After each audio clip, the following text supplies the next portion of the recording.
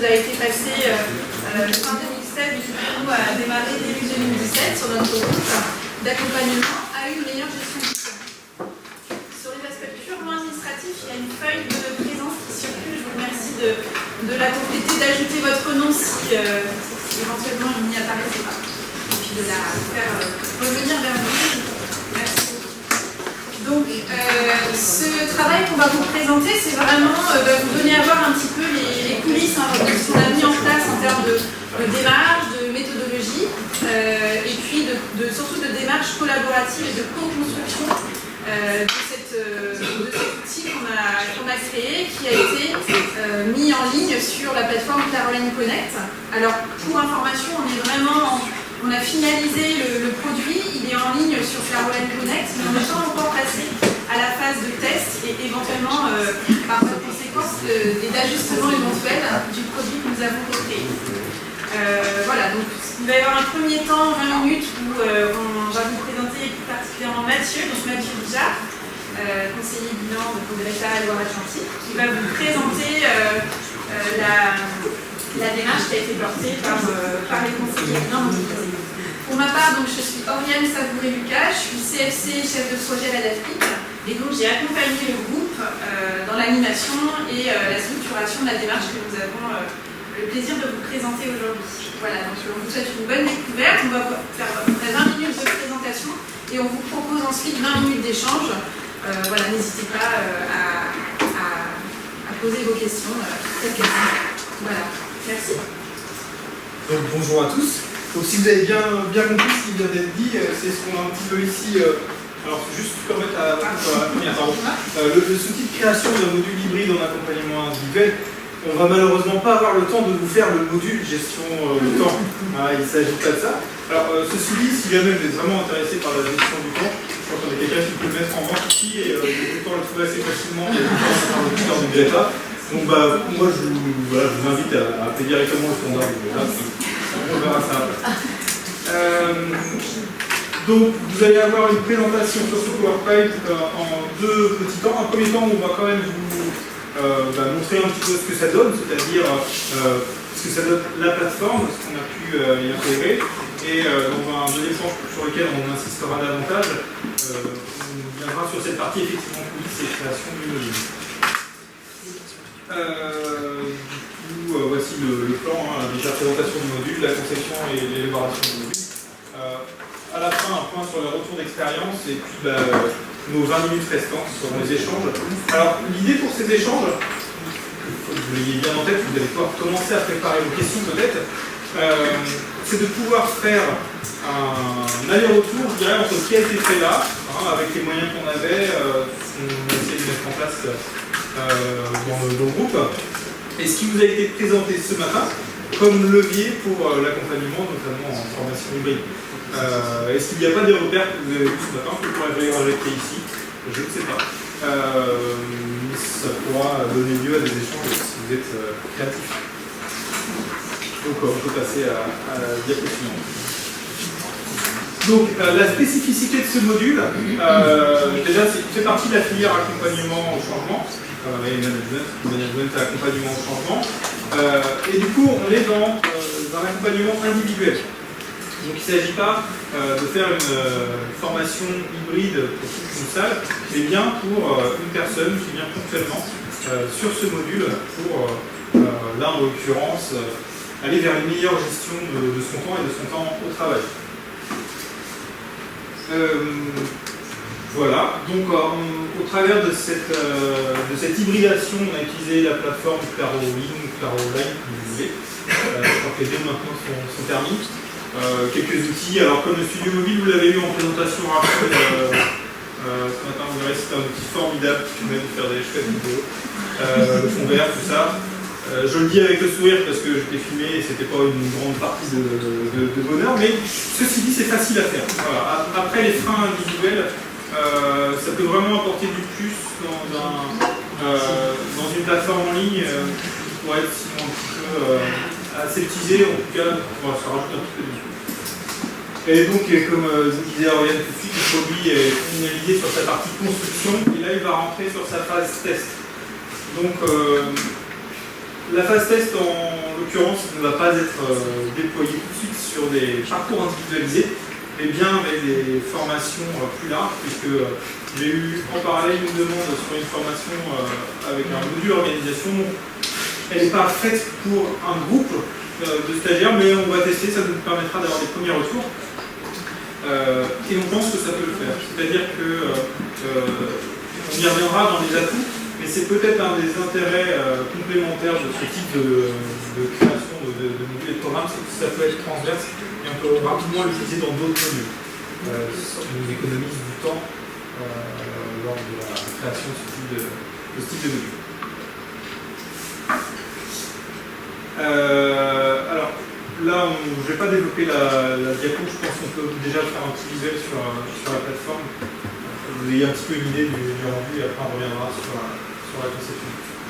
Alors ce qu'on vous propose en fait ici, c'est de découvrir la vidéo de présentation du module. L'objectif étant, les parties pris qu'on a eues, c'est de dire c'est intéressant d'avoir une petite capsule vidéo qui va venir présenter chacune des séquences pour donner à voir en 1 minute 30 à la personne accompagnée ce qui va être l'objet de son travail à distance.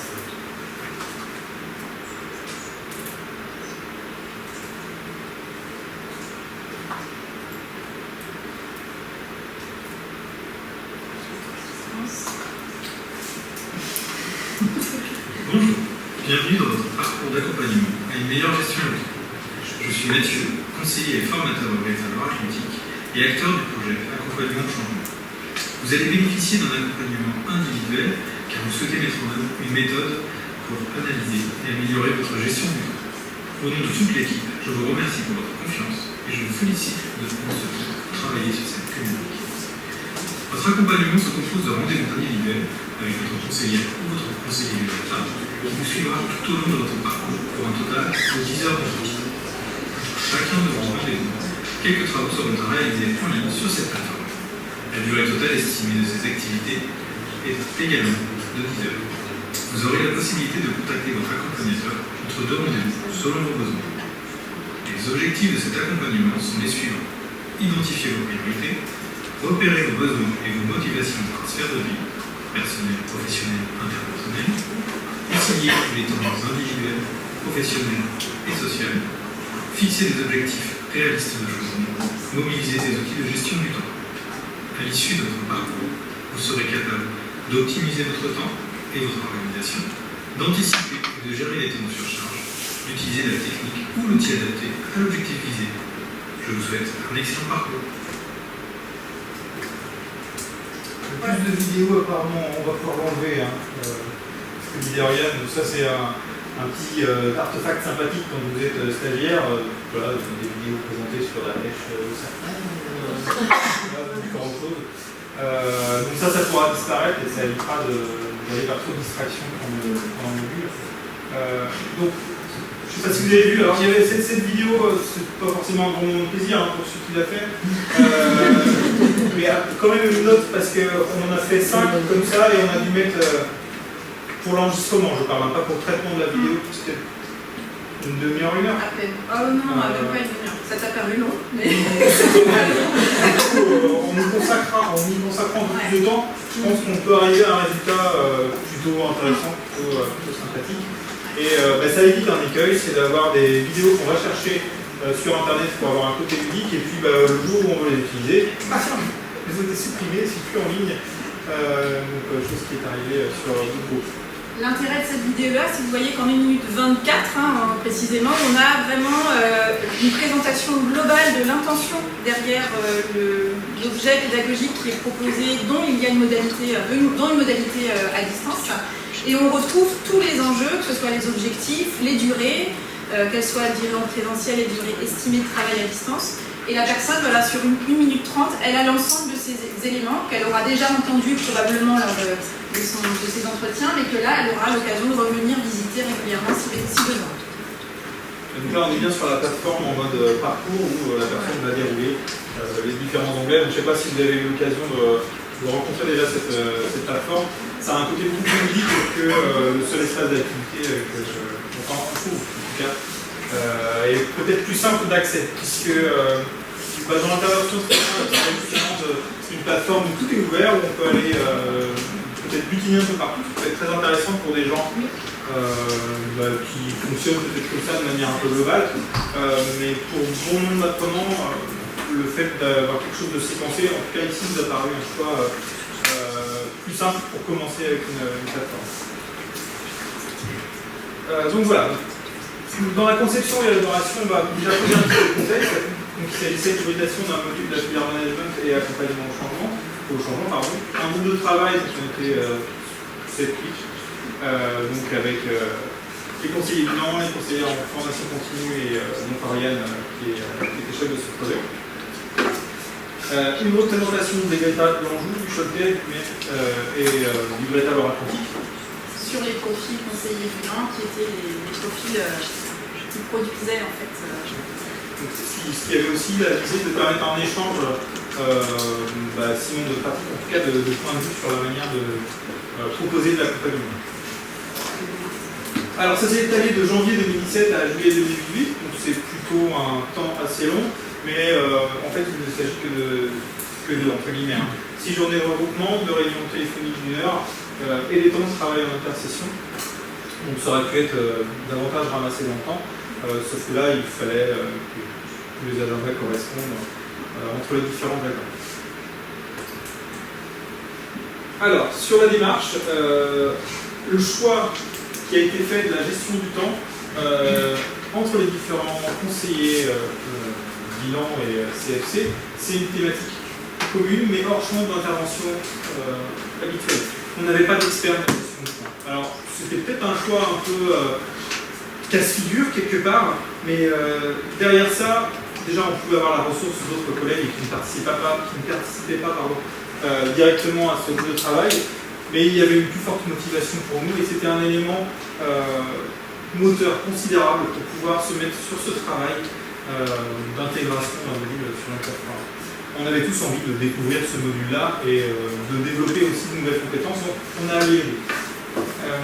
Donc la planification au préalable des séances de travail a été effectuée, donc qui nous permet d'avoir un visuel sur l'ensemble des temps qu'on avait impartis pour travailler. Du coup d'avoir des objectifs intermédiaires pour chaque session, des temps d'avancement, et on a décidé également de fonctionner avec des outils numériques et des outils de travail à distance dans la création du module pour être déjà un petit peu dans la peau du stagiaire qui allait avoir à faire les mêmes choses. On se met un petit peu à sa place. Voilà pour le cadrage de la démarche. Donc, au niveau du module, je précisais la spécificité de l'accompagnement individuel de type développement personnel. Du coup, l'hybridation, c'est quelque chose. Alors, au début, c'était un peu compliqué pour nous, on était plutôt dans des fins, c'est-à-dire que se dire qu'on allait faire un accompagnement sur des questions qui pouvaient être très subjectives, qui pouvaient poser beaucoup de problèmes. La gestion du temps, c'est pas que quelque chose de très rationnel. Avec le numérique, on a eu quand même quelques temps d'échange avant de trouver une voie qui nous convient, mais finalement, ce qu'on a choisi, c'est un modèle qu'on utilise tous quand on fait du bilan de compétences, en tout cas tous les collègues, où ce type d'accompagnement, une séquence en présentiel, suivie d'une séquence où la personne va pouvoir travailler sur des outils qu'on lui a proposés, et on alterne de cette manière. Du coup, l'hybridation, finalement, pouvait presque être logique, et l'utilisation de la plateforme, c'était mettre les outils qu'on utilise généralement à droite à gauche avec les feuilles et les questionnaires qu'on peut avoir au sein de cette plateforme. On peut souhaiter utiliser des contenus audio et vidéo, l'utilisation de la plateforme de parcours, comme vous l'avez précisé tout à l'heure, et surtout, je pense que c'est quelque chose qui était vraiment important dans ce travail, une organisation basée sur un séquençage précis des étapes du module. Vous l'avez juste sur la diapo suivante. Donc ça reprend ce que je vous disais, quelque chose de très très simple. Donc un premier temps avec plutôt des questionnaires de positionnement, puis un deuxième temps en présentiel, et on enchaîne comme ça les différents temps du module. Donc pour info, on va être sur un premier diagnostic, donc la demande de la personne, un temps de connaissance de soi, c'est-à-dire comment la personne peut se connaître et dans son rapport au temps, un temps plutôt centré sur le rapport aux autres, c'est-à-dire que le temps c'est aussi comment je fonctionne avec les autres, avec mes collègues. Voilà, puis des temps plus sur du renforcement, voilà. vas distribuer du coup. Oui, juste vous préciser que du coup le choix qu'on a fait aussi assez rapidement, ça a été de se dire, donc effectivement, les temps d'échange en individuel, on les conserve en face à face en présentiel. Et là, donc pour les conseillers, les accompagnateurs, il y a vraiment un temps où il y a une capacité à aller adapter, bien évidemment, le contenu à la personne et à ses besoins spécifiques. Et en revanche, sur les formations à distance en asynchrone, là, on sera vraiment sur un format partagé et un socle commun. On n'a pas souhaité, au moins sur ce premier produit validé, aller dans une individualisation sur le volet à distance. Je vous fais passer juste à titre d'information le déroulé pédagogique qu'on a co-créé, qui a ce temps de scénarisation, il a été vraiment fondateur pour pouvoir ensuite se poser la question de quels outils on va mettre et comment est-ce qu'on va les mettre sur la plateforme. Donc, ça a été un premier temps vraiment assez fort des échanges. Et je vous remercie de les faire repasser ensuite, parce qu'ils seront présentés aussi aux autres. Et donc l'idée aussi, c'est sur ces temps à distance d'avoir toujours la possibilité de contacter un support technique, le conseiller, en tout cas pas être perdu sur la plateforme, d'avoir quelqu'un, un référent pour pouvoir se débloquer. Dernier point, sur ce côté présentiel et la nécessité du présentiel sur ce type de module. Alors il y a plein d'outils de gestion du temps dont vous avez peut-être connaissance. Si je vous parle de la matrice des lecteurs, je ne sais pas si ça vous dit quelque chose, mais où on va classer les différentes activités qu'on peut avoir sur une journée selon les critères d'importance et d'urgence. Vous faites une matrice et puis ce qui est le plus important et le plus urgent, et ce que vous avez à faire en premier, ce qui est le moins important et le moins urgent, des choses soit abandonnées, soit déléguées. La notion d'importance, elle a tout de suite quelque chose de très subjectif. Pourquoi c'est important? Est-ce que c'est parce que c'est tel collègue qui m'a demandé ou tel autre collègue? Est-ce que c'est parce que c'est important pour moi? Je sens que je vais soit développer des nouvelles compétences, soit répondre à mes valeurs. Donc voilà, ce présentiel, il a aussi vraiment cette nécessité-là, c'est d'aller recueillir tout l'aspect subjectif qu'il peut y avoir dans la gestion du temps des personnes qui viennent avec ce type de données. Voilà.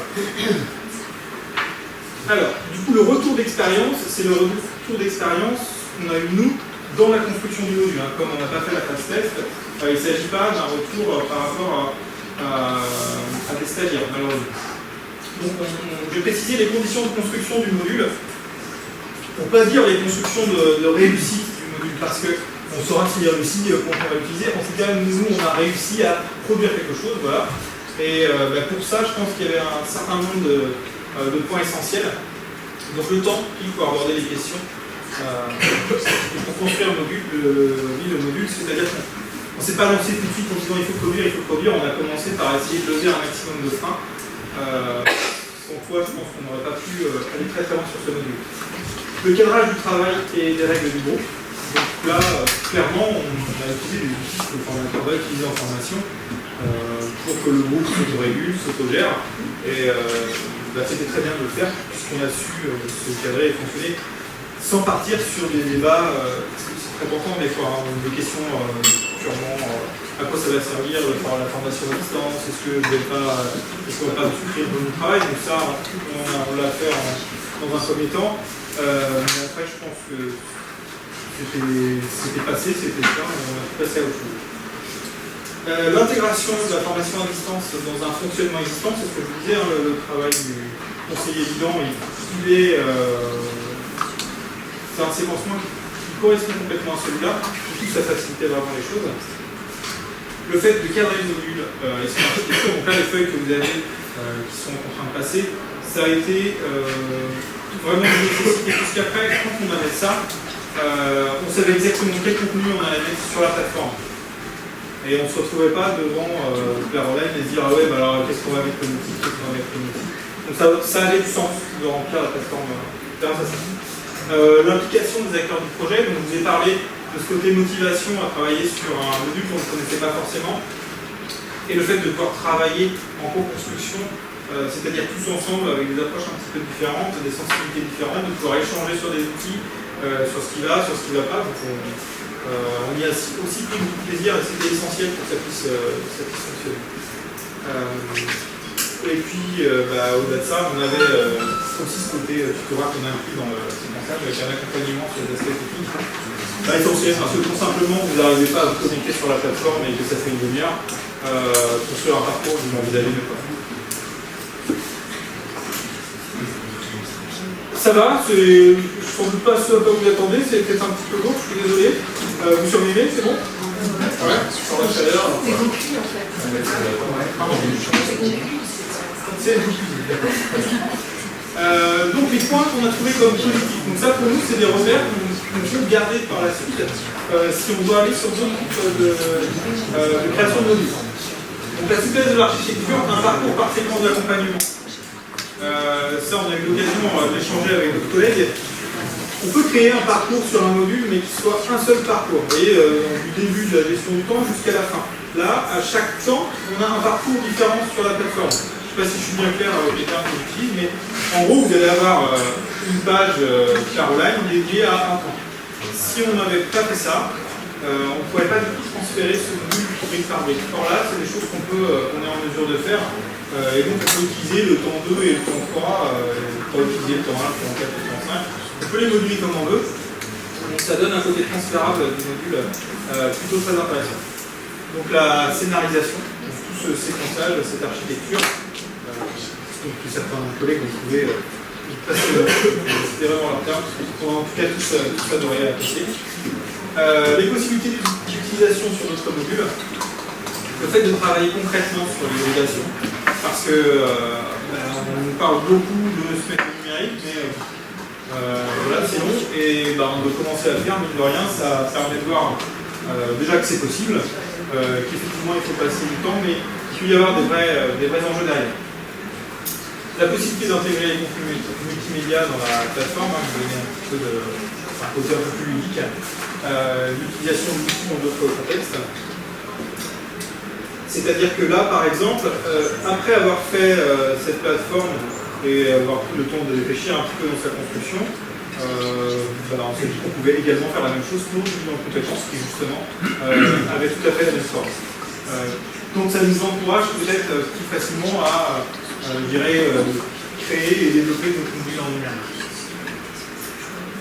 Donc la familiarisation avec la plateforme et le fait de mieux connaître ses collègues, ça faisait partie aussi du cahier des charges, de pouvoir créer ces groupements, ces collectifs. Alors, donc vous voyez, module accompagnement vers une meilleure gestion du temps, et bon là j'ai choisi synchronisation pour pas aller sur le temps, mais les points négatifs, le temps nécessaire pour construire le parcours, c'est effectivement long. Peut-être pour deux raisons. Je pense que la plateforme n'est pas encore arrivée complètement à maturité, elle n'est pas hyper intuitive. Puis la deuxième raison, c'est que c'était notre première fois. Donc là, je sais que si on devait recommencer l'expérience, ça irait beaucoup plus vite, parce qu'on a commencé à prendre des réflexes, mais comme tout apprentissage. Donc le temps nécessaire pour s'approprier l'outil numérique. La synchronisation des agendas, donc encore un problème de gestion de temps. Les compétences numériques de l'utilisateur et la question de la fracture numérique. C'est vrai que nous, on s'est rendu compte de nos propres difficultés.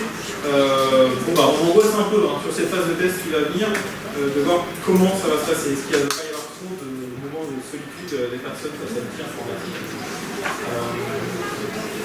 C'est tout à fait possible. Alors, la numérico-phobie, je ne sais pas si le terme existe, mais j'y ai pensé ce matin quand on parlait. On en rencontre en bilan, on m'a demandé, cette plateforme super pour aller travailler, c'est une miette en face, il y aura de la résistance.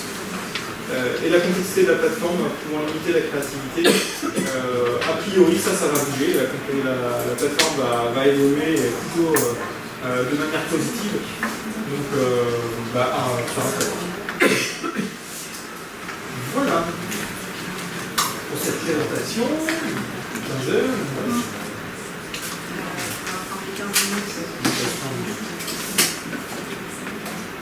On vous laisse la parole.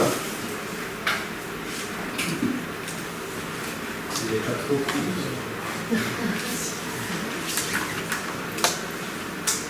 Est-ce que ça vous évoque des choses, du fait que sans doute vous avez déjà beaucoup entendu parler des outils numériques? Là, vous disiez qu'il était en phase de test. Ça va rentrer. Ça va rentrer en phase de test. Sur quel type de formation vous disiez que ça allait pas être sur de l'individuel? Là, ça va être un petit propos secrétaire assistante immobilier. D'accord. Donc, sur un module organisation. En Loire-Atlantique. En Loire-Atlantique. Donc, c'est un module qui comprend à peu près 45 heures et je pense que je vais en utiliser 5 à 10 heures avec la plateforme en fonction de la manière dont je vais aussi pouvoir l'adapter par rapport à ce module. Et donc par rapport à ce module-là, on est sur des compétences transversales en fait, c'est un plus qu'on donne aussi à lire, ça fait pas partie du référentiel de formation. C'est pour les aider à optimiser leur temps. Mais on peut avoir des outils, alors je parlais de la matrice d'Heidegger, où là on parle des activités en général, et puis comment chacun peut trier ses activités. On va avoir aussi des outils, ceux-là qu'on n'a pas intégrés dans la plateforme, mais qu'on a dans notre banette sur le module, sur le traitement des mails, enfin des petites méthodes que vous connaissez déjà, peut-être, qu'on a regroupées là. Et qui peut permettre effectivement de gagner en efficacité et de perdre, j'espère, le stress. Potentiellement, c'est un module qu'on pourrait proposer Oui, à tout le monde, Oui. y compris nous. Oui, par exemple. Vous pouvez vous inscrire. Mais il n'est pas encore. Non, là, on veut vraiment le tester. Alors après, on le testera aussi avec des collègues des Greta, mais l'idée en revanche, ça a été vraiment de se dire on veut créer chaque petit temps intercession est une entité autonome, notamment dans la logique de dire on peut pouvoir mobiliser, quand on en a envie, le petit module qui va bien convenir pour venir adresser une thématique particulière au sein de la grande thématique d'améliorer sa gestion du temps. C'est pour ça que vous l'avez sans doute lu à travers le déroulé pédagogique. On a adressé un petit peu toutes les grandes sphères de je me connais moi et quelle relation de temps j'ai avec moi-même, comment est-ce que je suis en lien avec les autres, moi et mon travail, et donc ce qui fait que derrière, on va pouvoir aller agréger les petits modules qui vont être les plus pertinents au regard de l'individu qu'on a en face de nous ou du collectif. Voilà. Vous avez analysé le temps de perte de temps par rapport au temps de gagner du temps le rapport est... Alors, une des difficultés, et là c'est une obligation qu'on a, c'est d'annoncer la durée estimée du temps réalisé à distance. Donc c'est pour ça qu'on mentionnait durée estimée de 10 heures. Mais effectivement, potentiellement, la personne, elle peut passer plus de temps. Et on a tout de suite pris en compte dans la démarche, dans la réflexion, le fait qu'il fallait aussi accompagner la personne à s'approprier la plateforme. Et donc du coup, dans le premier entretien face à face, on prévoit un temps dédié aux questions éventuelles que la personne aurait sur la plateforme elle-même, pour pouvoir ensuite gagner du temps au moment des travaux intercession. Et Mathieu l'a évoqué, il y a aussi un temps de tutorat qui est systématiquement proposé dès qu'on est sur les temps asynchrones. Ouais, juste, est-ce qu'on peut voir un exemple, je sais pas, de temps 3 par exemple, sur un exemple Un exemple de... Là, je vois dans ta colonne que vous avez distribuée, donc c'est dans la colonne à distance synchronisée. Donc, je sais pas, je comprends bien. De voir les ressources, c'est ça? Oui, c'est ça, je pense. Là, on est sur le dernier temps, se ressourcer. Par exemple, là, on a fait, une de nos collègues a enregistré les exercices. C'est pour ça qu'on a souhaité aussi proposer des vidéos, de l'audio. On a beaucoup de choses qui sont écrites aussi. Mais voilà, c'est un ensemble de... Pour cet exercice de respiration, installez-vous debout, les yeux fermés. Voilà, l'idée c'était d'avoir un certain nombre de Commencez par diriger simplement votre attention sur votre respiration. L'idée c'était pas forcément de révolutionner les ressources dont on disposait déjà, mais par contre ça a été un gros travail d'harmonisation aussi et de réflexion de ce qu'on allait mettre à la fois dans les temps d'échange en individuel, en termes de déroulé pour qu'il y ait une cohérence avec les temps à distance, et par contre les temps à distance de se mettre d'accord sur des ressources partagées, quitte à venir les enrichir au regard des spécificités et de la personne suivie et de l'accompagnateur lui-même en termes notamment de ressources vidéo. J'en profite pour faire une petite information qui peut vous être utile. On s'est beaucoup posé la question, on voulait beaucoup utiliser la vidéo. Et sur la gestion, l'amélioration de la gestion du temps, il y a énormément de ressources qui existent déjà sur YouTube, on peut faire plein de choses. Et là, on s'est très vite confronté aux enjeux de droit en fait, des vidéos. Donc on s'est dit, on a le studio mobile, donc on va l'utiliser pour enregistrer plutôt des petits modules de présentation de chaque module, chaque entité. Et en revanche, on aura la possibilité, les accompagnateurs en entretien face à face, de renvoyer la personne accompagnée vers d'autres ressources qu'elle pourra retrouver sur YouTube par exemple. Mais on n'a pas les droits, contrairement à la formation initiale où il y a une certaine tolérance, on n'a pas la possibilité, puisque nous on a une offre marchande, on ne peut pas utiliser des ressources qui ont été utilisées par d'autres sans avoir les autorisations, c'est assez complexe. Donc il faut créer ces ressources, ou alors on les utilise mais un peu à ses risques et périls, et avec le risque que la ressource soit retirée. Et donc il n'y a rien de pire que de proposer un module vidéo et puis en fait on clique, c'est grisé, la vidéo a été retirée. Ce qui veut dire que en tant que formateur, les vidéos qu'on voit sont hébergées par YouTube. Oui. Qui est une entreprise américaine, alors que. Enfin, voilà. En termes de droit, il y a ce qu'on appelle le RGPD, qui est quand même le règlement permettant de normalement gérer la protection des données personnelles, des personnes. Parce que, enfin, voilà, vous êtes bien conscient qu'à partir du moment où vous mettez des vidéos comme ça en ligne, les maîtrises, elle est complexe. Mais c'est bien. Après, c'est vrai que on en parlait tout à l'heure. L'idée, c'est pas de dire la plateforme, ça pourrait être sur la plateforme, mais les données, ça peut être électronique. Et personnellement, moi, j'ai pas le côté technique. Peut-être qu'il y a d'autres supports que YouTube pour héberger des vidéos en ligne.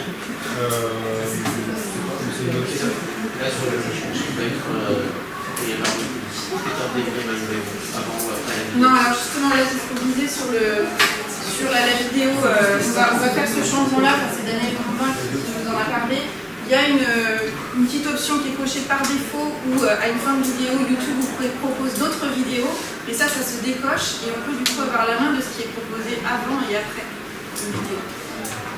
Pour éviter, notamment, au-delà des considérations importantes de droit à l'image et des intérêts d'avoir des vidéos qui sont associées, d'éviter les sources de distraction pour un apprenant ou pour une personne accompagnée qui est dans un déroulé et qui va plutôt aller passer sur America's Got Talent ou The Voice, sans grand lien avec ce qu'il est en train de faire. Pour l'instant, là, on est plutôt parti sur des vidéos de présentation.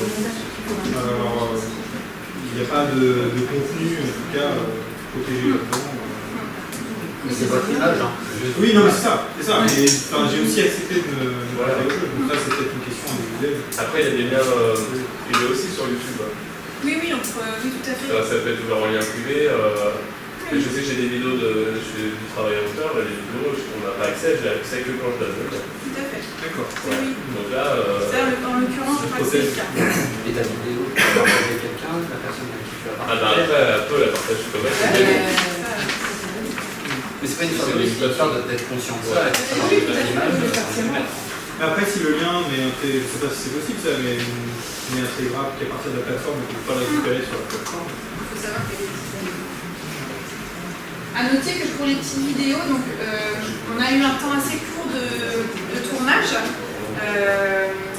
C'est juste pour démystifier un peu l'exercice, parce qu'effectivement, l'avantage de la vidéo, on sait qu'on va vers, en gros, en termes de navigation pour l'internaute, c'est 80% des internautes utilisent uniquement les vidéos. Donc on va de plus en plus aller vers des modalités de proposition de contenu vidéo. On a vraiment travaillé à construire en amont du tournage les petits scénarios, les messages clés en fait qu'on voulait communiquer, pour qu'au moment du tournage, on n'ait qu'une prise à faire et que ce soit qu'il n'y ait pas beaucoup de montage non plus derrière en termes d'appropriation et d'incorporation sur la plateforme ensuite. Dans ce qui est travaillé en intercession à distance, est-ce qu'après il y a un temps de retour justement sur ces outils pendant ce temps? Oui, sur ce type de module, on est vraiment sur un mélange entre deux, mais on vous laisse toujours du temps, c'est-à-dire qu'on commence par prendre ce avec quoi la personne arrive, parce que des fois, elle a d'autres problématiques que les outils qu'on lui a donnés à faire. Et puis après, effectivement, on prend le temps de considérer avec tous ces résultats aux différents tests, aux différents sites. Est-ce que ça demande aux enseignants, un temps avant l'appropriation des résultats à certains tests, des questionnaires ou est-ce que ça se fait moi, ça ne me gêne pas de le faire en live. Après, c'est vrai que je ne sais pas encore comment on va récupérer toutes les infos. Là, il y a pas qu'on ait des stagiaires inscrits. Mais on est sur des outils qui sont quand même globalement assez simples, avec un petit peu du travail, on est formé aussi à l'utilisation des tests. Donc c'est quelque chose avec lequel on a l'habitude de travailler. Il n'y a pas Est-ce que besoin tu prends du temps avant Non, j'ai pas besoin de faire de correction et d'interprétation comme je le ferais sur un test papier par exemple, puisque le test est déjà corrigé. Il y a déjà les résultats qui apparaissent. Par contre, quand on propose un test quel qu'il soit, quand on parle de résultats, il y a toujours des biais entre le moment où la personne elle a écrit, ce qu'elle a compris, etc. Donc le retour est de toute façon indispensable.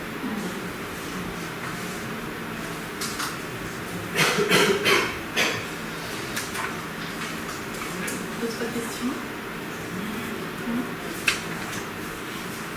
Juste un dernier point peut-être sur les tests. C'est vrai que là on pourrait avoir un risque de dire on va utiliser des QCM et du test. Ça peut très vite enfermer quelqu'un. Enfermer une personne derrière. Ça reste un outil. Il y a un débrief quoi. Sans débrief, c'est pas.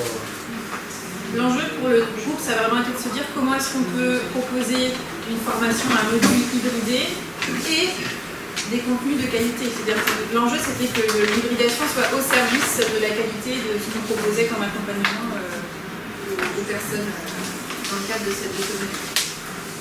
Dans une pratique de bilan de compétences, on peut donner beaucoup de parler des feuilles qu'on va avoir à droite à gauche sur différentes phases du bilan de compétences. Parfois le risque, c'est on perd aussi le fil rouge. Tous les exercices peuvent avoir un intérêt pour la personne, ça peut lui permettre de vraiment avancer sur la connaissance de soi, sur ce que vous avez vu ce matin sur l'accompagnement, on est vraiment sur tous ces champs-là. Mais elle peut aussi s'y perdre et puis pas savoir quoi faire avec tout ça. Là, je dirais que l'intérêt aussi de la plateforme, c'est que du coup, sur ces compétences-là, il met vraiment une structure, une architecture. Alors, c'est assez limite, et ça n'a pas que des avantages, mais ça a au moins ce côté positif-là qui est de. On sait, on a le fil rouge, on sait d'où on est parti et avec quels objectifs. Et ce qu'on a pu gagner avec ça. Voilà. Je vous remercie du coup de votre présence, de votre participation. Ça vous permet d'aller par le deuxième atelier. Si vous pouvez faire revenir les formats à 3